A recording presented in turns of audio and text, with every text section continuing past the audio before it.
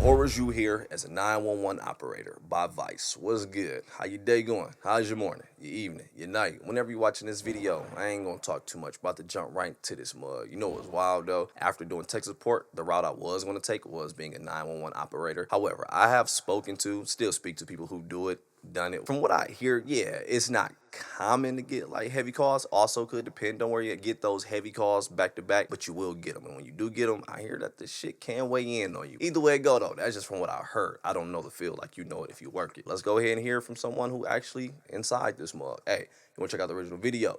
Link will be in the description below, but let's go. Warning, the following contains discussions of suicide that may be triggering to some viewers. Viewer discretion is advised. I've heard people murdered. I've heard people commit suicide. I've heard people walking into a room to find their children dead. I've heard the whole span of humanity in my job. Any sort of violent situation you can think of, I've heard it. And everyone that I work with has also heard the same things. The gunshot next to a phone just sounds like a really loud blare of static. If you don't know what you're listening for, it doesn't sound like a gunshot at all.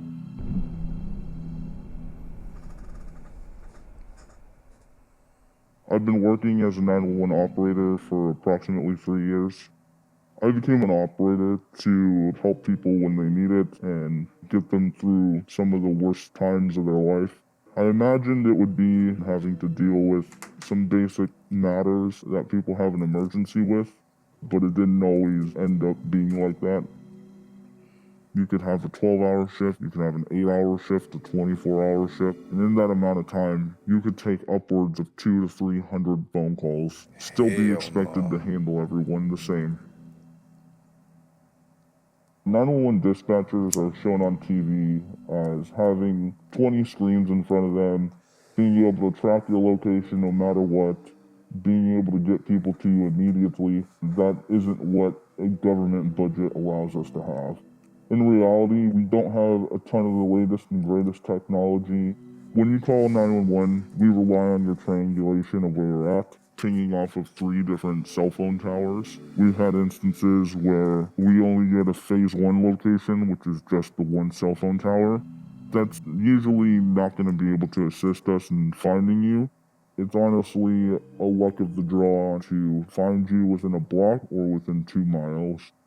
For example, we've had someone call 911 before. It sounded like a female screaming for help. It was very obvious that she was being hurt. And because we only got to phase 1, we aren't exactly able to send people out to come try and find you in such a big area. We just had to disconnect the call and take the next phone call. Damn, just gotta move on with work. Damn, just gotta disconnect the call and keep working, move on. Hey, I get it though. It's nothing we can do. We're not magic. Can't just find you. Only got this 1 tower. Man, yeah, you really. I don't believe. I could be wrong, but I don't believe you can go into this job as someone who really just stay in your fields all the time, because you will want. I think you would really want to solve every call. Like, yo, I gotta go help this person. Like, you can't do that. You can't help everyone. Able to send people out to come try and find you in such a big area. We just had to disconnect the call and take the next phone call. It's very difficult to listen to someone screaming for you and trying to get your help, but in reality, there's nothing we can do. Just have to hang up on them and talk to the next person like nothing happened. So one night, I pick up a 911 call from a female who sounds very scared. It's obvious that she's whispering. When you call 911 and you're whispering, it's usually not a good sign. She had told us that she thinks somebody's in her house. She was upstairs hiding in a closet. She had told me that she had a gun with her and that she isn't afraid to use it if someone enters her room. The call progressed to her whispering even quieter that she hears footsteps coming up the stairs and she doesn't know what to do. As a 911 operator, we're not allowed to instruct people to do things, because if we instruct them to do something that causes them to become injured or get killed, we become criminally liable for their death. The female asked me if she was allowed to shoot the person that was coming in. And of course I can't tell her don't do that, but I also can't tell her to do that. And that's when I heard the gunshot. The door opened and she immediately shot her husband in the head. It's something that we have to think about every day. I know it's Not because I ain't got all the context. I ain't got much of that story, and I don't need it. I'm just here understanding this damn field. But what the hell had you that annoyed where it was like, man, I don't know who in this house, and I did not once think it was my hubby. What the fuck? Why I say hubby like that? I don't know what made me say hubby. I don't never say that when the camera her off. Let me go husband in the back in head. bed. It's something that we have to think about every day. Not being able to give somebody instructions on what to do can be incredibly frustrating, but to keep yourself safe from getting sued or sent to jail, you just kind of have to let the ball sit in their court. A lot of people call 911 to let you know that they're going to commit suicide. They essentially just want someone to come pick them up before their kids have to see. We do our best, obviously, to try and talk someone down from committing suicide, to try and get them help. I think that's the way of just making sure their family doesn't have to deal with any sort of uncomfortable situation.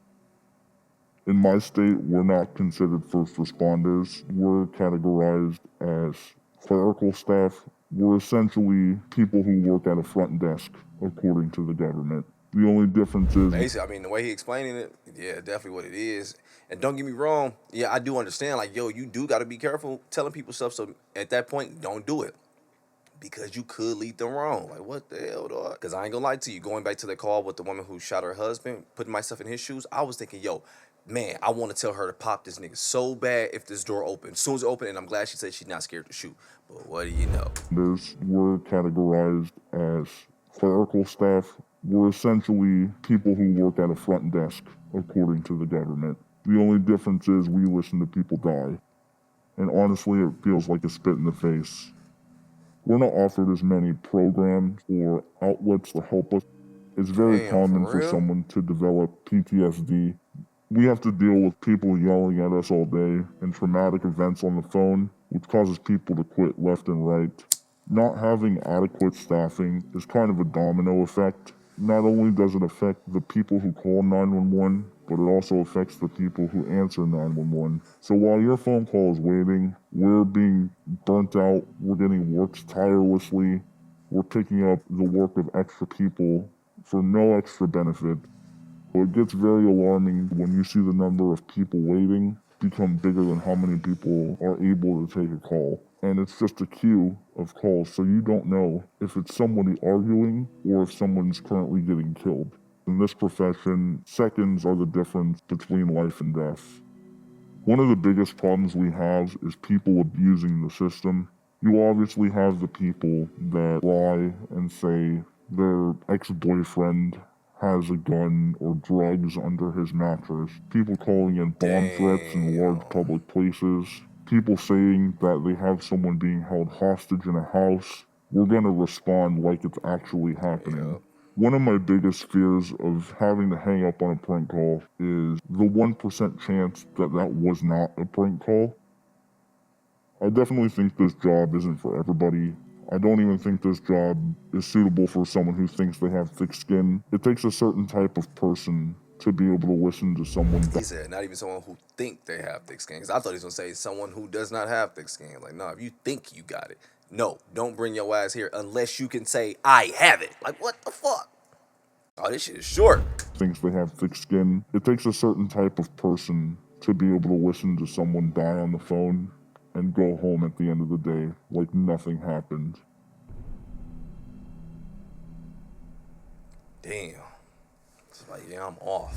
The fact that there's no programs offered, and boy, oh boy, I can only imagine the pay. I would hope it's beautiful AF because that would be so effed up, dog. You have, if the pay is blah, if the pay is, oh, what you looking at, what? If the pay is low, but also you have these employees who's dealing with traumatizing shit throughout the entire day, go home, come back to work and do it again like it's nothing just because it is my job, and we're not offered the programs for our mental as well.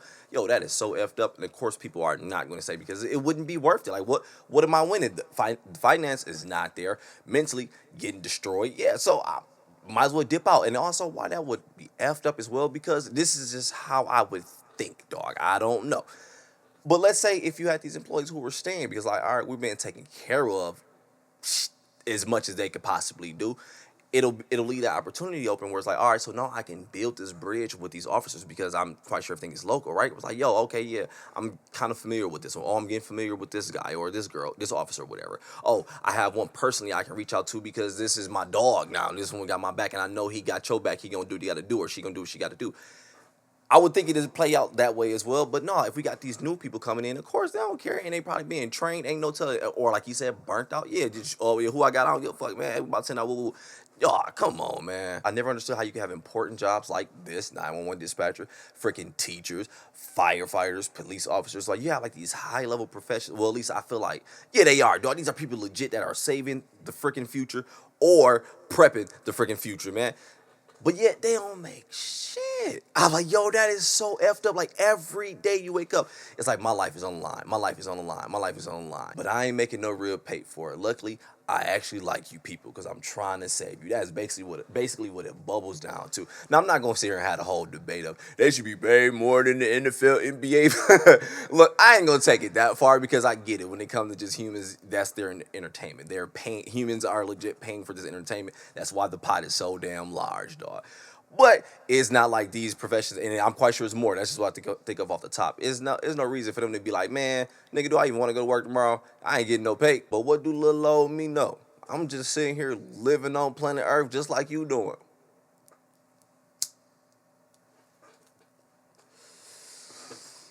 Roach ass nigga. Police and teachers, they can't even do their job because everybody dipped in their shit. You can't even talk to a kid a certain way. You can't even arrest nobody no more. It's like everybody go dip in your job and they don't even need to be approved, certified.